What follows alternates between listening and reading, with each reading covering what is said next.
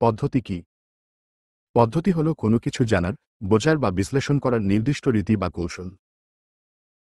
রাজনীতি অধ্যয়নে পদ্ধতি বলতে বোঝায় কোন উপায়ে রাজনীতিকে বিশ্লেষণ করা হয়, কিভাবে রাজনৈতিক তত্ত্ব ও বাস্তবতা ব্যাখ্যা করা হয়, এবং কোন নিয়ম মেনে গবেষণা পরিচালনা করা হয়। অর্থাৎ রাজনীতি বিষয়ক চিন্তা ও গবেষণাকে সুশৃঙ্খল ও যৌক্তিক করার জন্য যে কাঠামো অনুসরণ করা হয় সেটি হচ্ছে পদ্ধতি। রাজনীতি অধ্যয়নের গতানুগতিক ও আধুনিক পদ্ধতির মধ্যে পার্থক্য। রাজনীতি অধ্যয়নের ক্ষেত্রে সময়ের সঙ্গে সঙ্গে পদ্ধতির বিবর্তন ঘটেছে। প্রাচীনকালে এবং মধ্যযুগে রাজনীতি চর্চা ছিল মূলত আদর্শভিত্তিক, আর আধুনিক যুগে রাজনীতি অধ্যয়ন বিজ্ঞানসম্মত ও বিশ্লেষণমূলক রূপ পেয়েছে। গতানুগতিক পদ্ধতি রাজনীতিকে ব্যাখ্যা করত দর্শন ও ইতিহাসের আলোকে। এর উদ্দেশ্য ছিল এই বোঝানো যে রাজনীতি কেমন হওয়া উচিত। প্লেটো, অ্যারিস্টল, রুশো, লক প্রমুখ চিন্তাবিদেরা রাজনীতিকে নৈতিক ও আদর্শের চোখে দেখেছেন। তারা রাষ্ট্রের আদর্শ রূপ, ন্যায়ের ধারণা, আইন, কর্তৃত্ব ইত্যাদি নিয়ে চর্চা করেছেন। এই পদ্ধতিতে পরিসংখ্যান, তথ্য বা বাস্তবতা তেমনভাবে গুরুত্ব পায়নি। আধুনিক পদ্ধতি রাজনীতিকে বোঝার জন্য বাস্তব ও প্রমাণ ভিত্তিক উপায়ে বিশ্লেষণের গুরুত্ব দেয়। এটি সমাজবিজ্ঞান, মনোবিজ্ঞান, নৃবিজ্ঞান, পরিসংখ্যান ইত্যাদি শাস্ত্রের সহায়তা নেয়। আধুনিক পদ্ধতির গবেষকেরা শুধু রাষ্ট্র নয়, বরং রাজনীতির ভেতরে থাকা আচরণ, সংস্কৃতি, ক্ষমতার সম্পর্ক, অংশগ্রহণ এবং প্রাতিষ্ঠানিক কাঠামো বিশ্লেষণ করেন। Gabriel almond, David Easton, Robert ডাল প্রমুখ আধুনিক চিন্তাবিদদের মধ্যে উল্লেখযোগ্য। তুলনামূলক রাজনীতির সংজ্ঞা। তুলনামূলক রাজনীতি হল একটি বিশ্লেষণমূলক পদ্ধতি যার মাধ্যমে বিভিন্ন দেশের বা অঞ্চলের রাজনৈতিক কাঠামো, প্রতিষ্ঠানের আচরণ ও সংস্কৃতির তুলনা করে রাজনীতির সাধারণ নীতি ও প্রবণতা নির্ণয় করা হয়।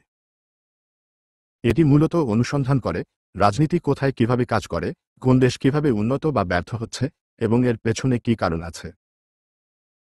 তুলনামূলক রাজনীতি শুধু রাষ্ট্রীয় কাঠামো বিশ্লেষণ করে না, বরং রাজনৈতিক সংস্কৃতি, দলীয় ব্যবস্থা, নির্বাচন, নেতৃত্ব, অংশগ্রহণ, এমনকি অভ্যুত্থান বা বিপ্লবের মতো ঘটনাও এর আওতায় পড়ে। গ্যাব্রিয়েল আলমন্ডের মতে তুলনামূলক রাজনীতি হল বিভিন্ন দেশের রাজনৈতিক প্রক্রিয়া, কাঠামো ও সংস্কৃতির তুলনামূলক বিশ্লেষণ। তুলনামূলক অধ্যয়নের আধুনিক রাজনীতিতে প্রাসঙ্গিকতা। তুলনামূলক রাজনীতি আধুনিক রাজনীতির বিশ্লেষণে অত্যন্ত গুরুত্বপূর্ণ ভূমিকা রাখে। কারণ আজকের বিশ্বে কোনো রাষ্ট্র একা নয়। এক দেশের রাজনীতি অনেক সময় অন্য দেশের ওপর নির্ভরশীল হয়ে পড়ে। বিশ্বায়নের যুগে নানা রাষ্ট্রের অভিজ্ঞতা বিশ্লেষণ করে দেখা যায় একটি দেশের উন্নয়ন বা ব্যর্থতার পেছনে কী কী রাজনৈতিক উপাদান কাজ করেছে। এটি অন্য দেশের জন্য পাঠ হয়ে দাঁড়ায়।